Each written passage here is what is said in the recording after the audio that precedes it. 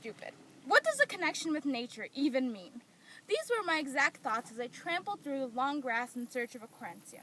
Barry Lopez describes a quercia as the search of a quercia as a response to threat and a desire to find out who we are. And I had to admit, I was intrigued by the idea of finding a place where I belonged. Yet my expectations for a quercia were not high. After walking for a few minutes in a random direction, I spotted a meadow. I followed previous footsteps, hoping they would bring me to some knowledge about where I was going. At the end of my trail stood a fairly large and fairly old tree. Its branches, spread out unevenly, made the tree seem lopsided and gave it an unwelcoming atmosphere as they wrapped around its trunk. I don't remember what passed through my mind at that time, but I knew then that I had found my quercia. It was nothing mind-blowing or life-changing, but it conveyed a certain sense of calmness, being in a nook of nature, away from everything and everybody. As I left the unwelcoming tree, which had not been so unwelcoming after all, I decided that maybe this assignment would not be so bad after all. The next day, I returned to my quercia again. This time I stayed for longer.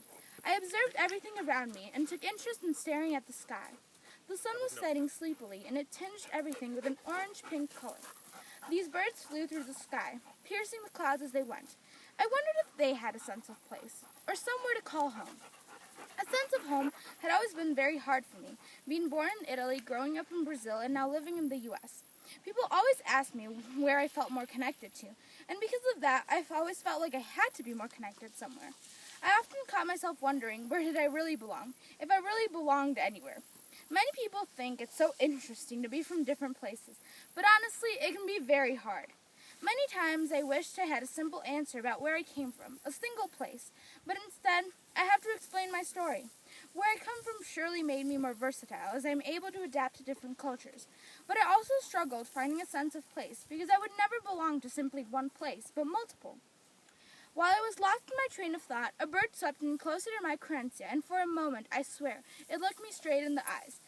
It was a very fast encounter, a fraction of a second of direct and pure eye contact, but I understood what it failed to tell me with words. The bird made a U-turn and flew away into the sun, never to be seen again. The bird's word resounded in my mind. If I can belong to the world, then so can you, he had told me with his eyes. I didn't have to be constricted by any belittling ideas which thought that I had to belong to one place, because honestly, I didn't. See, I never found a sense of place in a little tree in the back forest of a school in a little town in the state of Idaho. I understood what Anne Solnit meant when she said some things we have only as long as they remain lost. I don't have a literal sense of place like a tree somewhere or a hidden meadow. I did, for those few moments next to the unwelcoming tree, find an inexplicable sense of peace and calmness with myself, a sense of acceptance that my story is unique and I should seize it. As I stood there on a chilly afternoon watching the sunset, I came to the conclusion that maybe it's not about finding a literal place where you belong, so much as finding a place in yourself and just belonging with yourself.